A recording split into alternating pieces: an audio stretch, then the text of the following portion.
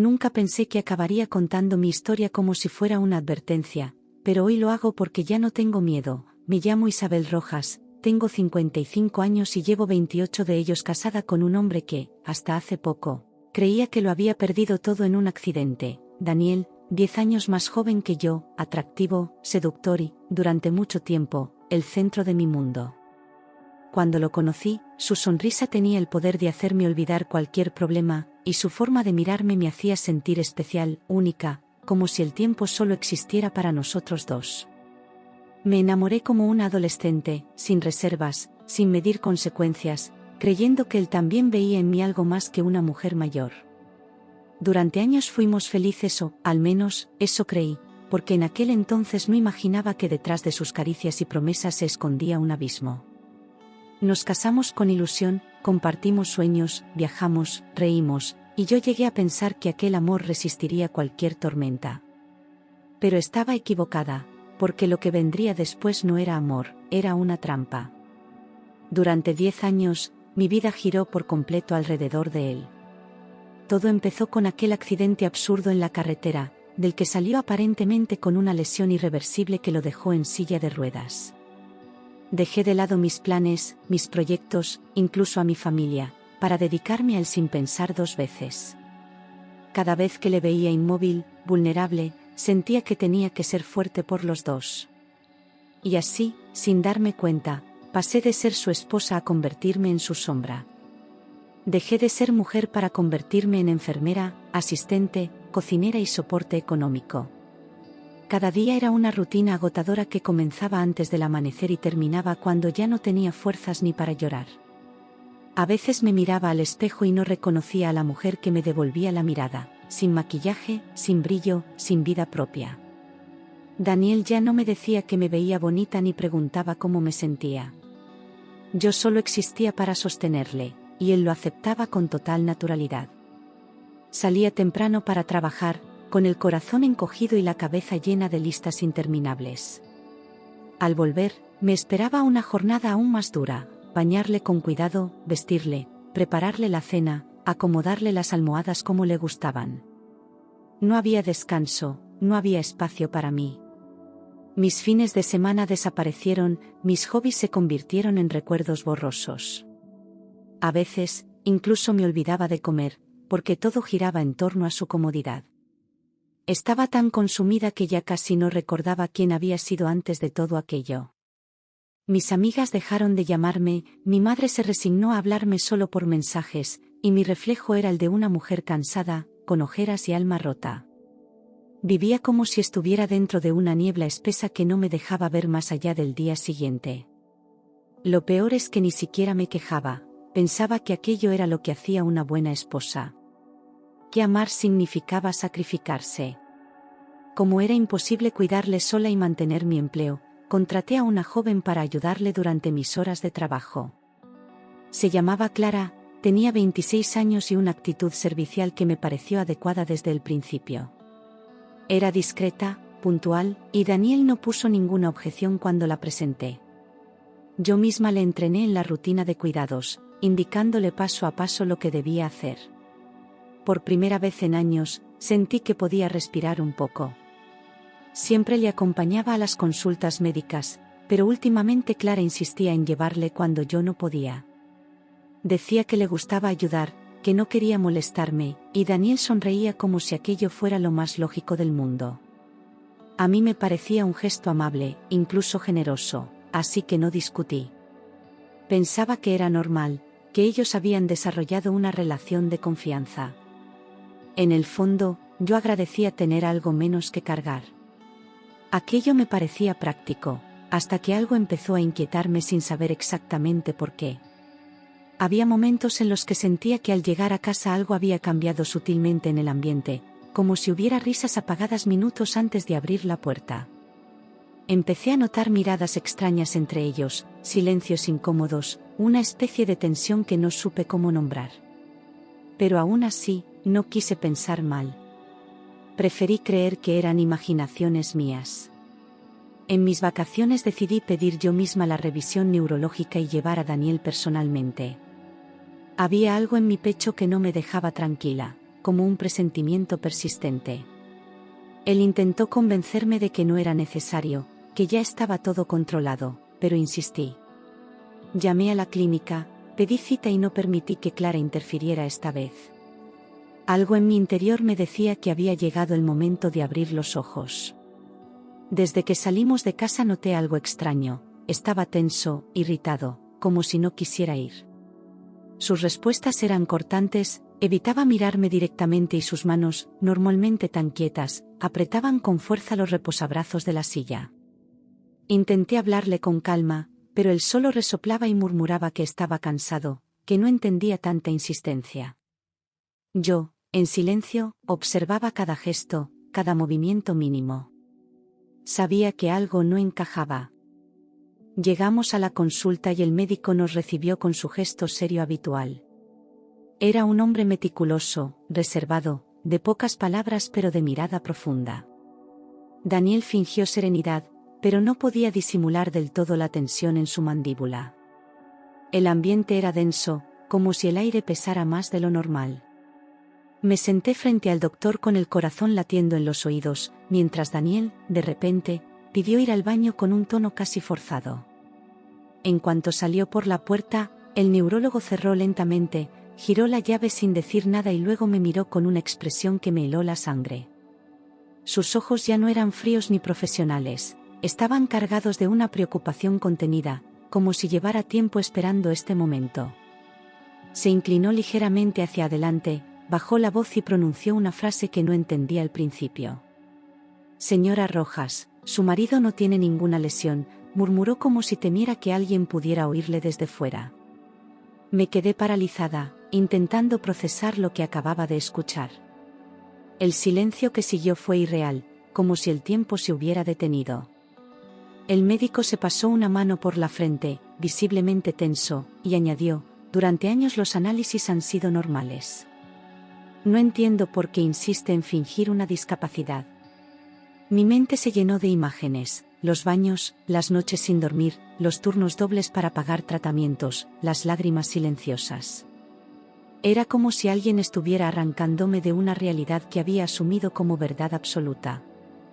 No supe qué decir, solo podía mirarle, deseando que todo fuera un error. Sentí que el suelo desaparecía bajo mis pies, como si me estuviera cayendo en un pozo sin fondo. Las palabras del médico no paraban de repetirse en mi cabeza, rebotando contra todo lo que yo había creído durante una década.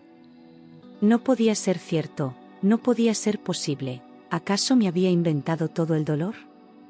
¿Acaso me había sacrificado por nada? Me llevé las manos al rostro y respiré hondo para no desmayarme. El médico me sostuvo la mirada con una mezcla de compasión y urgencia. «Le voy a pedir algo, señora Rojas», dijo con una seriedad que me estremeció. «No duerma esta noche en esa casa, y llame a la policía si nota algo extraño». Su voz ya no era la de un médico, era la de alguien que temía por mi vida. Asentí en silencio, aún incapaz de reaccionar del todo. Me entregó una copia del historial clínico, firmada y detallada, mientras me explicaba los pasos a seguir. Su mano temblaba ligeramente al darme los papeles. La verdad ya no era una sospecha, era un hecho. Salí de la consulta aturdida, sintiéndome como una marioneta que se mueve por inercia. Caminé por los pasillos del hospital sin recordar haberlo hecho, como si estuviera flotando en una pesadilla. Mi marido, el hombre al que había entregado mi vida, me había mentido durante 10 años, y yo le creí. No podía dejar de pensar en todo lo que había perdido por cuidar de él. Tenía miedo de volver a casa, miedo de enfrentarle, pero sobre todo, miedo de mí misma por no haber visto nada. Daniel volvió del baño con su expresión habitual, esa que conocía tan bien, indefenso, suave, como un niño perdido. Me preguntó si todo iba bien, y asentí fingiendo calma, tragándome el pánico que me recorría las venas. Le empujé en la silla por el pasillo como si no supiera la verdad, como si aún creyera en su dolor. Cada paso hacia el coche era un esfuerzo para no gritar. El silencio entre nosotros pesaba más que nunca. En el coche, el trayecto fue una tortura silenciosa. Miraba por la ventana, apretando las llaves entre los dedos como si fueran un arma, mientras él hablaba de trivialidades con su voz suave, como si nada hubiera pasado. Yo no podía ni mirarle, no podía soportar su voz ni su tono. El aire estaba tan cargado de tensión que cualquier palabra habría sido dinamita. Y aún así, me obligué a mantener la compostura. Aún no era el momento de actuar. Al llegar a casa, volvió a su silla con naturalidad, fingiendo cansancio, como si la consulta lo hubiese dejado agotado. Me observó desde el salón mientras yo me dirigía al baño, deseando no tener que seguir con aquella farsa ni un minuto más. Cerré la puerta y me derrumbé sobre el lavabo, sin poder contener el llanto. Mis piernas temblaban, mi estómago se retorcía, y una parte de mí gritaba por dentro. No sabía si era rabia, miedo o traición, quizás todo al mismo tiempo. Me miré al espejo con los ojos rojos y el alma rota, preguntándome cómo había podido arruinarme la vida durante una década entera sin darme cuenta. Me sentí ridícula, ingenua, expuesta, como una marioneta que él había manejado con absoluta frialdad. Recordé todas las veces que defendí su dolor frente a los demás, todas las veces que le cuidé con amor ciego. ¿Y todo para qué? Para ser engañada de la forma más cruel.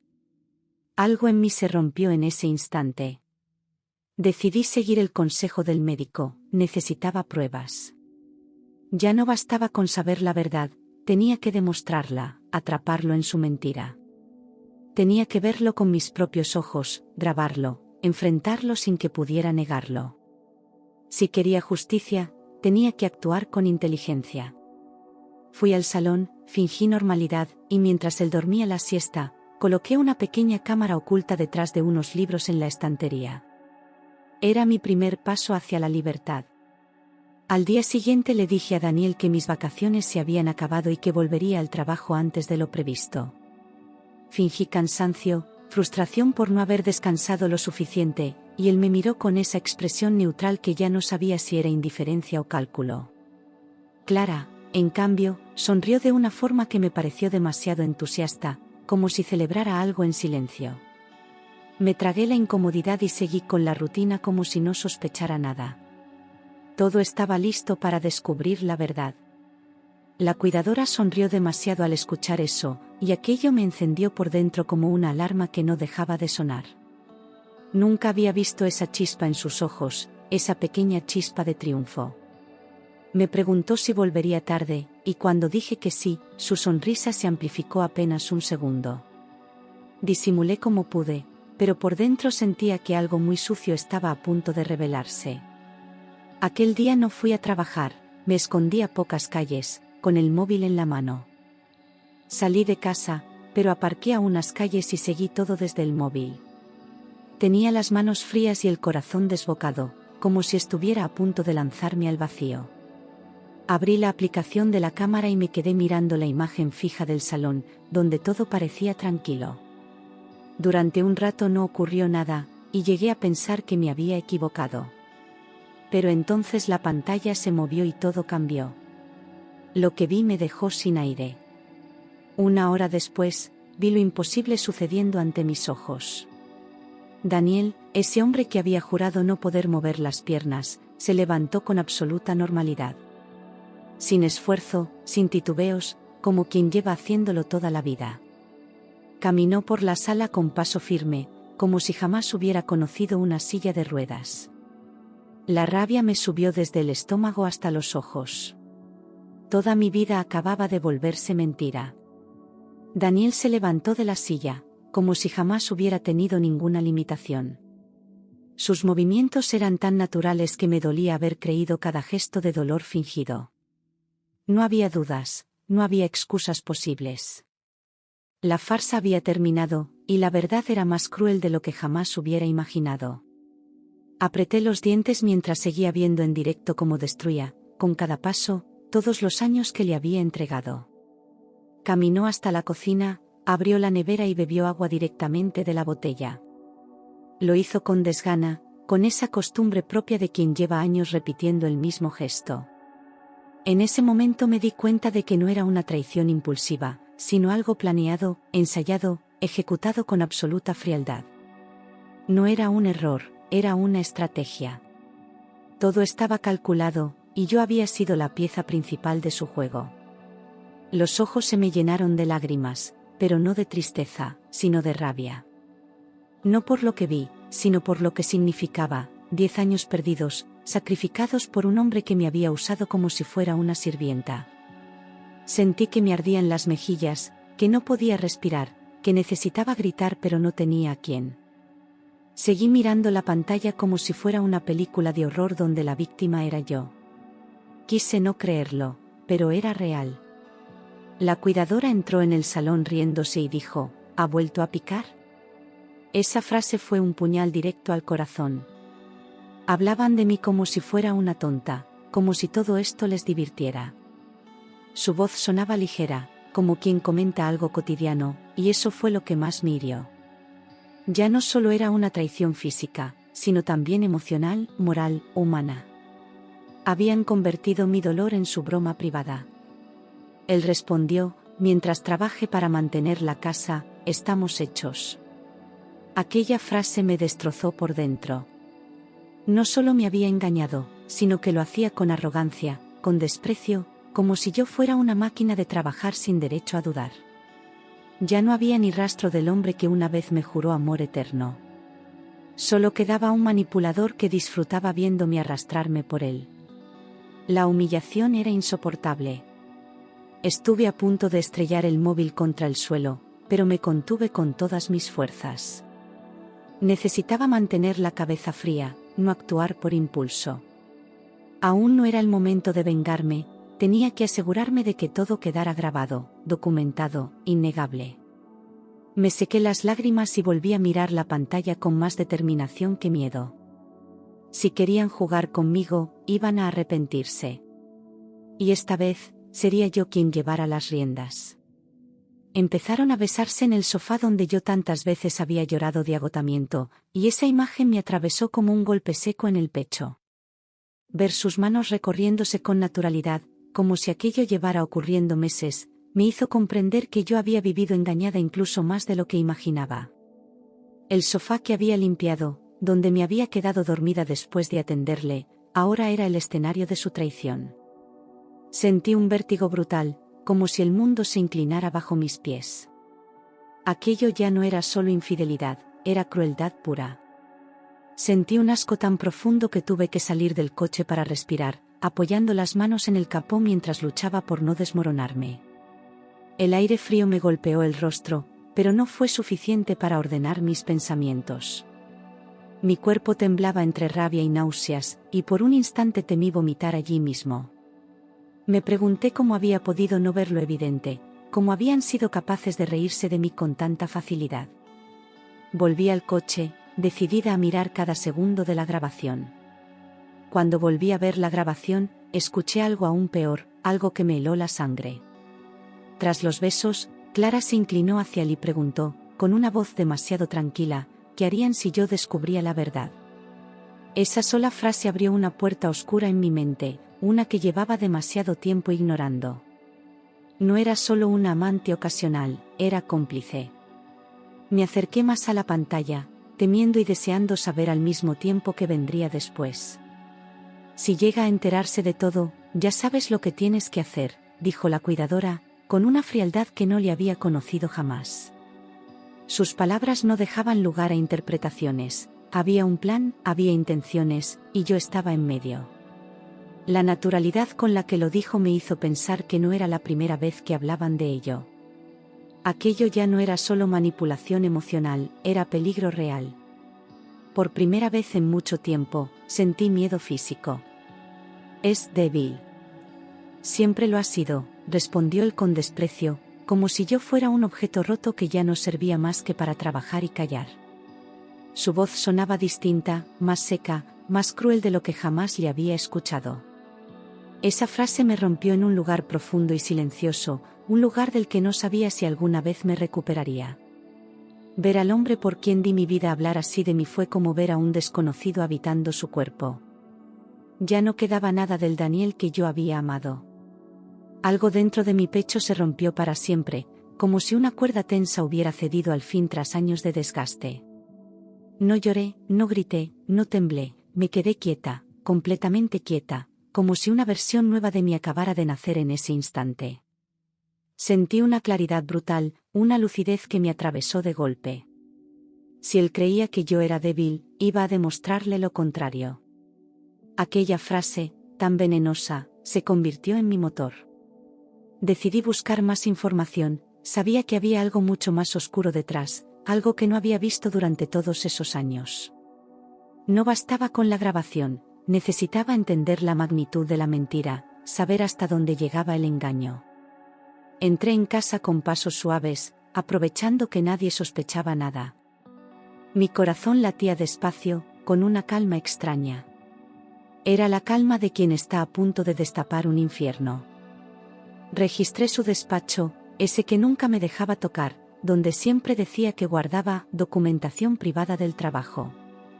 Al entrar, noté un olor familiar, ese aroma a papel antiguo y polvo que siempre había sentido desde la puerta entreabierta.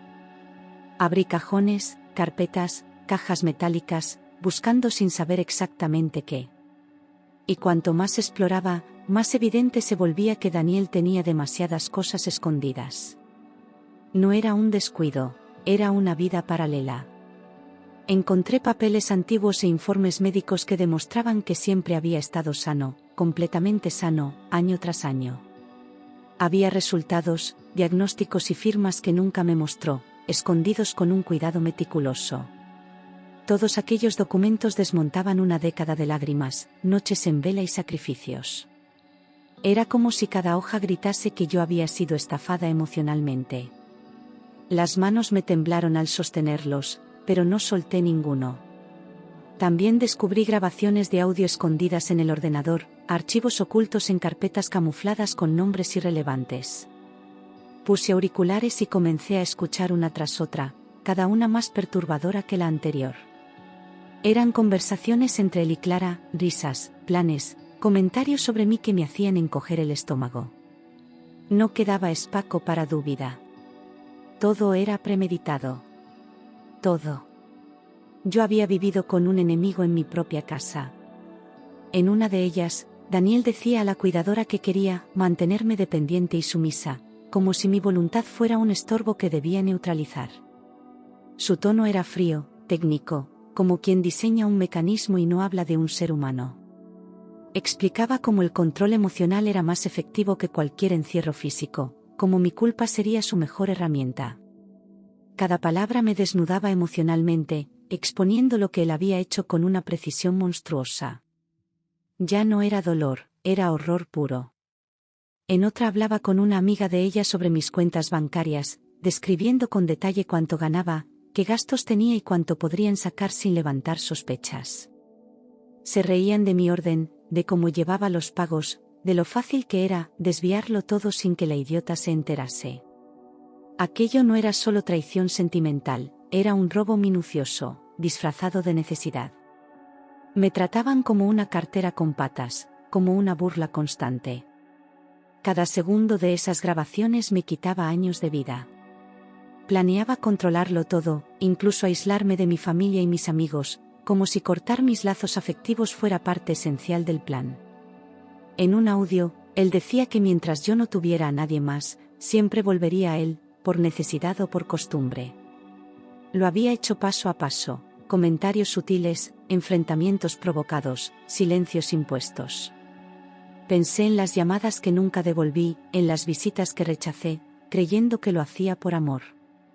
En realidad, me habían ido borrando poco a poco. Comprendí que había vivido 10 años en una cárcel emocional construida por él, decorada con rutinas y obligaciones que disfrazaban los barrotes. Él no me necesitaba, necesitaba que yo le necesitara a él. Mi libertad era una amenaza para su control, por eso me debilitaba con culpa, con agotamiento, con miedo. Yo, que siempre fui fuerte, acabé siendo una sombra sin voz, sin espacio, sin derecho a cuestionar. Y todo había sido diseñado con precisión quirúrgica. Aquello ya no era solo una traición, era manipulación psicológica profunda, sostenida en el tiempo con una crueldad que me costaba aceptar. No era un hombre roto, era un manipulador hábil, frío, experto en disfrazar sus intenciones con gestos de víctima. Clara no era una amante ocasional, era una colaboradora dispuesta, una cómplice necesaria. No podía permitir que aquello quedara impune. No después de lo que me habían hecho. No después de todo lo que había perdido.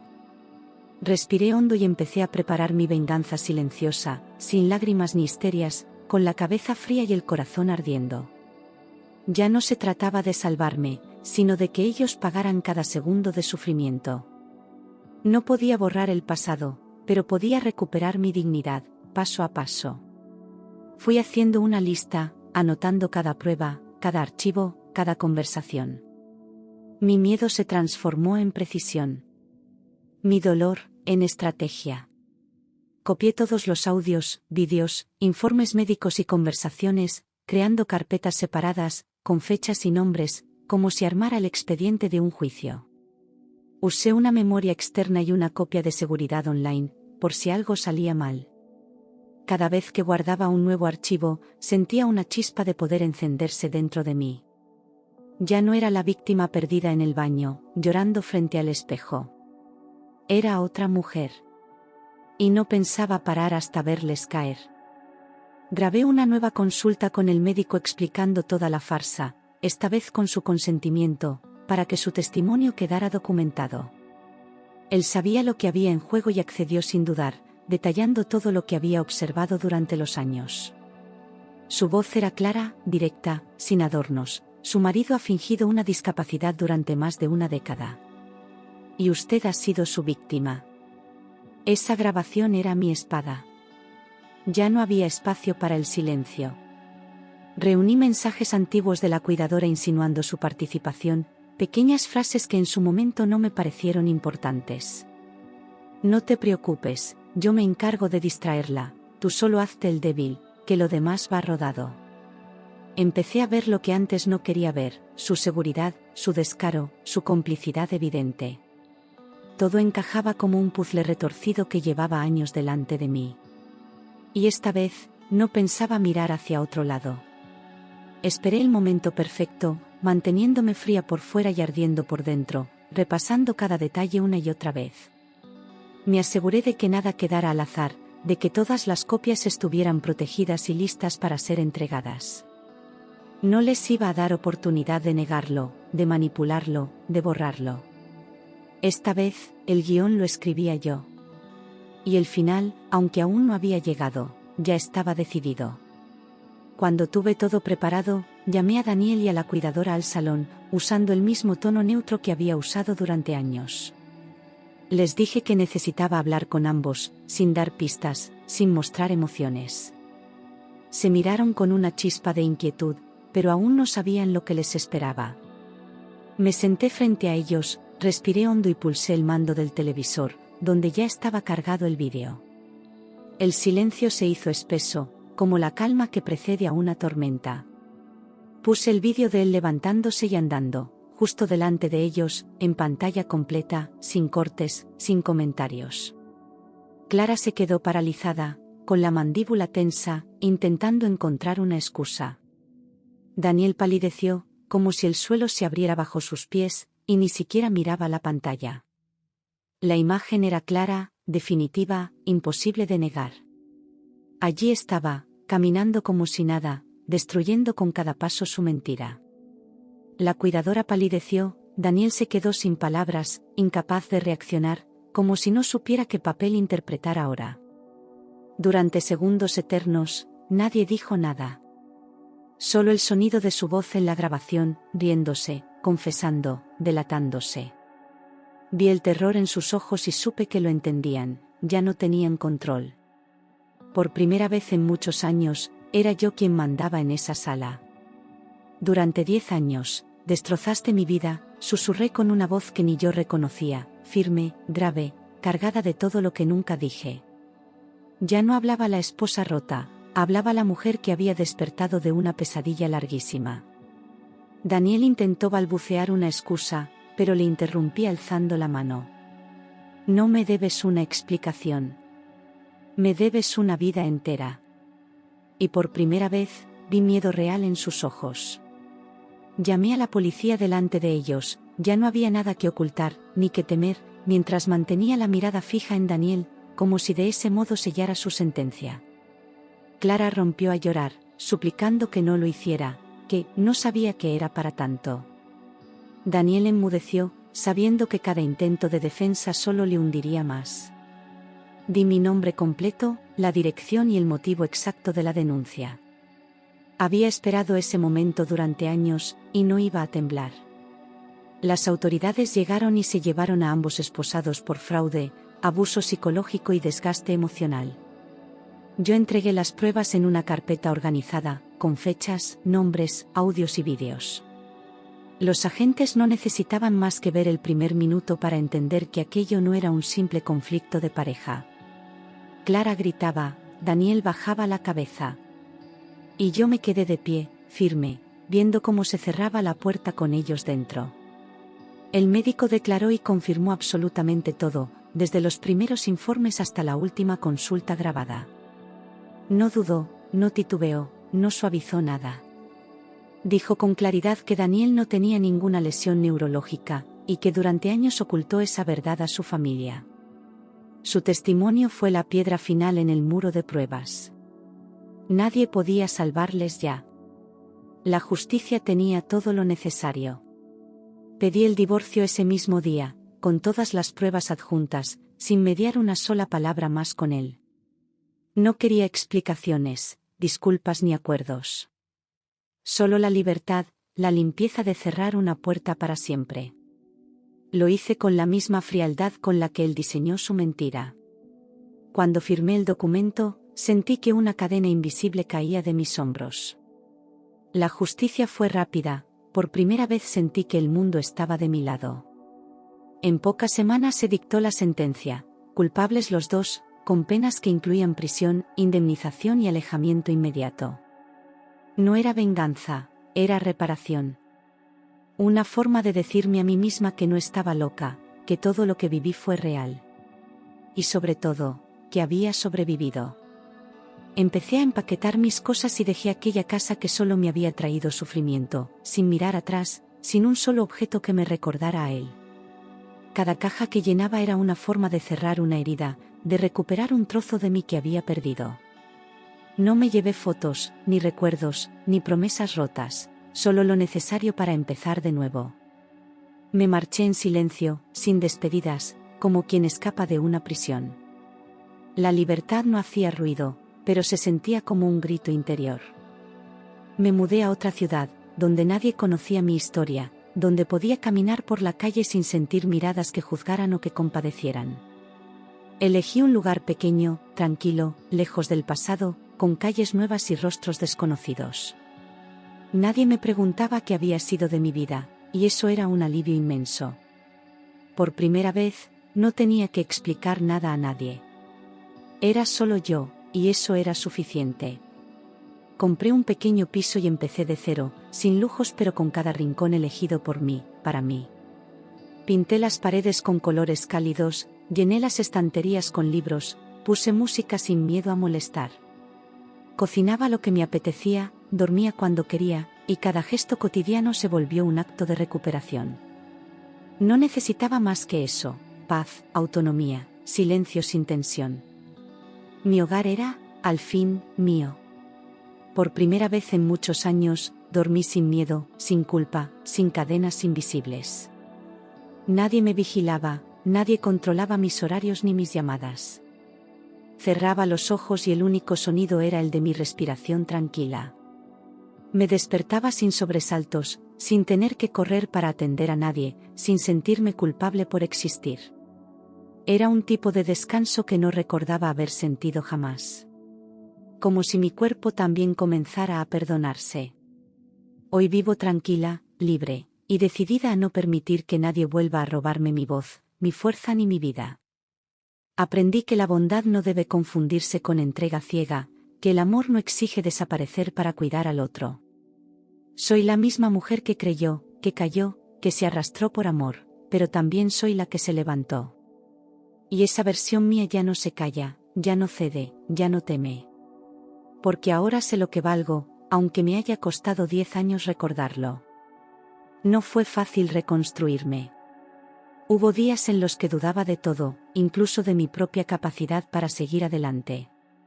Me sorprendía llorando sin motivo, recordando gestos, palabras, escenas que aún me dolían como puñales. Pero poco a poco, el dolor fue soltando su agarre, y en su lugar fue creciendo una fuerza nueva.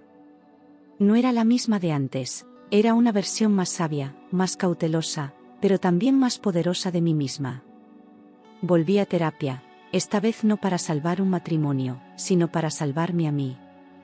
Hablar, soltar, entender que fui víctima de un abuso emocional tan silencioso como devastador, fue una catarsis necesaria. No quería arrastrar culpas ajenas, ni vivir con vergüenza por haber amado mal. Aprendí a mirarme sin reproche, con ternura, como quien acompaña a una versión rota de sí misma hasta que puede volver a andar. Y así, poco a poco, volví a caminar. Con el tiempo, volví a hablar con mi madre. Su abrazo fue el primero que me hizo llorar de alivio y no de tristeza. Me pidió perdón por no haber insistido más, y yo le pedí perdón por haberme alejado tanto. Mis amigas también volvieron, algunas con cautela, otras con los brazos abiertos. Recuperé vínculos que creía perdidos, y descubrí que no todo estaba roto. La vida, cuando uno se atreve a salir del pozo, siempre ofrece una mano nueva. No volví a saber nada de Daniel ni de Clara. Mis abogados se encargaron de todo, y yo no quise asistir al juicio. No necesitaba verle esposado ni escuchar sus excusas. Lo que necesitaba era no dejarle espacio en mi nueva vida. El rencor es una cadena distinta, igual de pesada. Y aunque nunca olvidaré lo que me hizo, decidí que no merecía ni mi odio. Solo mi olvido. Me apunté a un taller de escritura terapéutica. Al principio era solo un intento más por llenar el tiempo, pero sin darme cuenta se convirtió en mi refugio. Comencé a escribir lo que no podía decir en voz alta, y un día, sin buscarlo, escribí todo lo que me había pasado. Al final del taller, la profesora me dijo: esto no es solo terapia. Es una historia que necesita ser contada. Y tenía razón. Publicar mi historia fue otro acto de valentía. No lo hice para exponer a nadie, sino para extender una mano a otras mujeres que quizás estén viviendo lo mismo y aún no lo saben. Si alguien me hubiera contado algo así hace años, tal vez habría despertado antes. Escribirlo todo, sin adornos ni filtros, fue como arrancarme las últimas espinas del alma. Y ver que otras mujeres me agradecían por darles voz, fue mi mayor recompensa. Hoy camino sin miedo. Sigo teniendo cicatrices, pero ya no me avergüenzan. Son prueba de que sobreviví, de que fui más fuerte de lo que pensaba. Me miro al espejo y, por fin, reconozco a la mujer que veo. No por su maquillaje ni por su ropa, sino por su mirada firme, su espalda recta, su decisión de no volver nunca más al lugar donde una vez fue invisible. He aprendido a poner límites, a decir que no, a detectar las señales que antes ignoraba. Me volví más selectiva, más consciente de quién dejo entrar en mi vida. No me interesa el amor que consume ni las promesas vacías. Si un día vuelvo a amar, será desde la libertad, no desde el sacrificio. Pero por ahora, me tengo a mí, y eso, por fin, me basta. Cierro esta historia como quien cierra un diario que ya no duele, pero que fue necesario escribir.